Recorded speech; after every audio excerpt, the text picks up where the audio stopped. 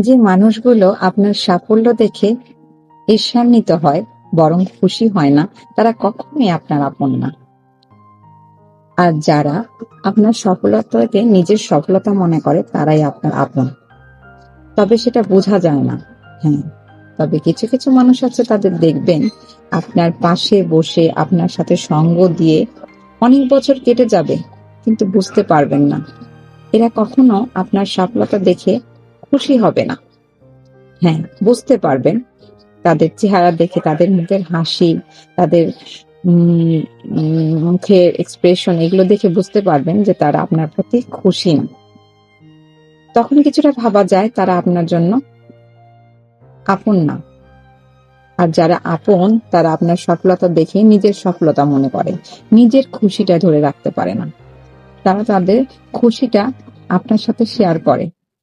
আর কিছু মানুষ আছে যারা সবসময় সঙ্গে থাকে, সবসময় পাশে বসে, সব কাজে থাকে। আমরা তাদেরকে চিনতে পারি না। তবে হ্যাঁ, তারা আপনার সফলতা দেখে তাদের মন খারাপ হয়ে যায়। তারা খুশি হতে পারে না। এরা কখনোই আপন হতে পারে না।